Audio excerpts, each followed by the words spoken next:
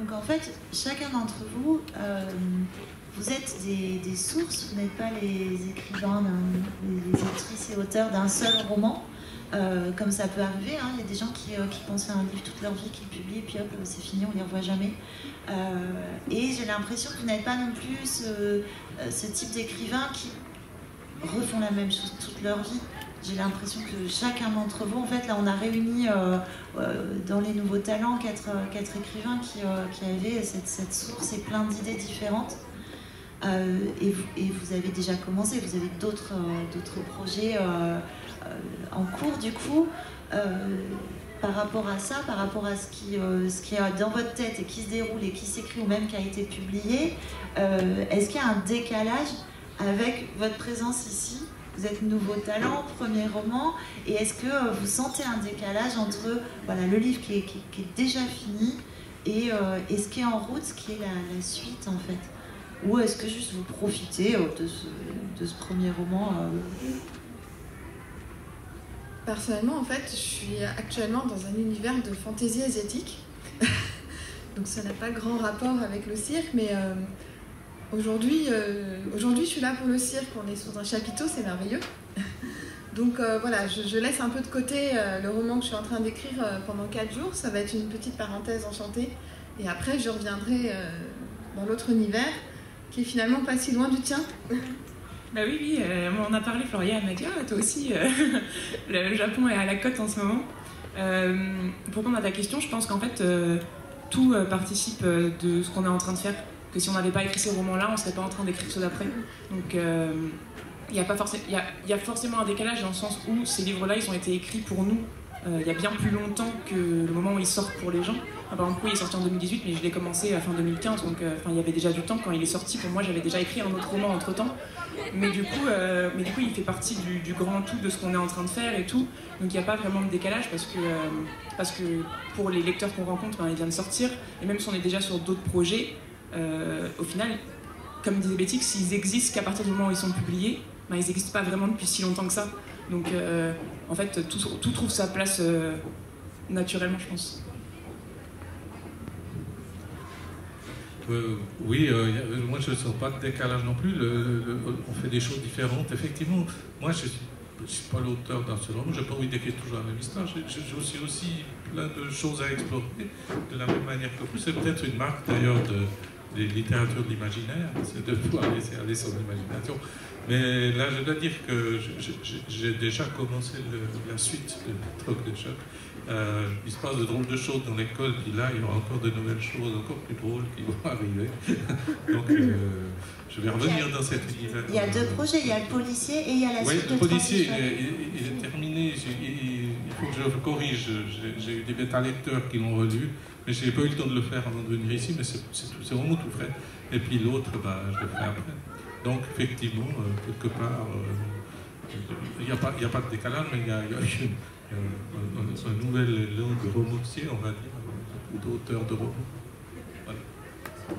Moi, je suis d'accord avec tout ce qu'ils ont dit avant. J'ai juste une petite nuance, c'est que personnellement, comme c'est très jeunesse, et qu'en ce moment, j'écris de la blanche adulte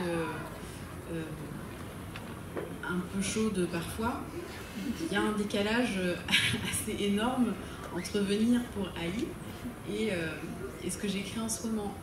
Mais c'est aussi ça qui fait la beauté de ce métier, c'est que il faut pas, moi je pense qu'il ne faut pas se limiter à un genre, un style, une tranche d'âge et puis continuer. Après pour moi ça me frustre un tout petit peu dans le sens où venir parler d'un roman très jeunesse quand tu as écrit des choses plus adultes après, forcément il y a un décalage entre... mon écriture a évolué, plein de choses ont évolué, mais ça viendra, je viendrai parler d'autres projets, d'autres années, et puis voilà, tout simplement. Ça m'amène à la question suivante naturellement. Est-ce que la publication du premier texte vous fait travailler maintenant différemment? Alors, au-delà des aspects matériels, maintenant vous savez qu'il faut corriger 1000 fois, ça c'est acquis, mais même justement dans l'écriture en amont, est-ce que ça change des choses parce que vous êtes plus conscient peut-être de ce que vous êtes en train de faire? Est-ce que ça c'est quelque chose qui qui bouleverse un petit peu l'écriture, ou pas, ou alors vous étiez déjà très conscients les uns les autres en écrivant? Oui, je dirais oui. Dans la mesure où, quand j'écrivais des nouvelles, je faisais quand ça venait. Des fois, je pouvais écrire plusieurs heures d'affilée, ce genre de trucs. Puis là, ce qui change, c'est que je planifie le temps d'écriture, ce que je ne faisais pas avant. Parce que je sais que ça va être long, puis pour arriver au bout, il faut du temps. Voilà. Donc c'est un changement dans la manière de planifier mon temps d'occupation, d'écriture. Moi, je trouve que je me fais plus confiance parce que je sais comment je fonctionne, tout simplement. Donc, je me pose moins de doutes existentiels hyper forts pendant l'écriture. Je me dis, je sais que là, si j'ai pas la réponse à cette question pendant l'écriture, je l'aurai au moment des corrections et je vais moins me bloquer sur quelque chose et me dire j'y arriverai jamais, ça va jamais se débloquer, etc. Je trouve qu'on se connaît mieux, on sait comment on fonctionne et quelque part on va plus vite et du coup oui, le résultat fait que on sait ce qui instinctivement ce qui va marcher dans son écriture et comment mener l'histoire au bout sans trop paniquer en fait. Voilà, c'est une question aussi pas mal de panique et de confiance en soi qui a beaucoup bougé pour moi au fil des écritures de tous mes romans en fait. Ah, la panique.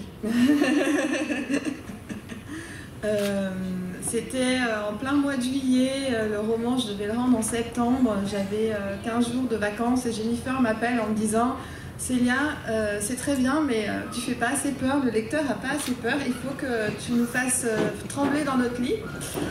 Et là je me suis dit mais j'ai 10 jours de vacances, comment je vais pouvoir faire une nouvelle version si vite? Donc j'ai eu quelques minutes de panique et en fait c'est venu le jour d'après, je savais. Et là, je me suis dit, mais il faut arrêter d'avoir peur. Tu es capable de corriger vite, tu es capable de corriger bien et les idées arrivent en fait.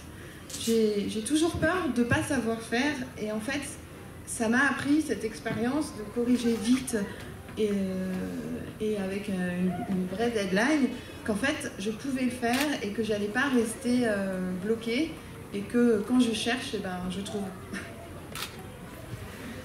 Moi, ça m'a appris à écrire. Parce qu'avant, j'écrivais des nouvelles et pareil, j'écrivais. J'y pensais pendant très longtemps. Et puis d'un coup, j'accouchais. Genre, c'était maintenant et hop, je vomissais une nouvelle que je corrigeais pendant très longtemps, mais ça sortait très vite. Et le roman, ça m'a appris j'ai appris à écrire, à corriger, à relire, à savoir aussi comment j'aimais écrire, quels étaient les environnements dans lesquels je me sentais bien pour écrire, est-ce que j'avais des petits rituels pour moi. Par exemple, je sais que je suis du matin et pas du tout du soir. Moi, à 22h, je dors. C'est fini, il n'y a plus personne. Et j'ai des amis qui me disaient « Ah, mais moi, j'écris de 22h jusqu'à 5h du matin. » J'étais là, alors, waouh, moi, à 5h, je dors, mais tellement. Genre, c'est ma vie de dormir, donc non. Et du coup, j'ai appris que j'aimais bien me lever à 7h30, 8h le dimanche matin pour écrire jusqu'à 13h.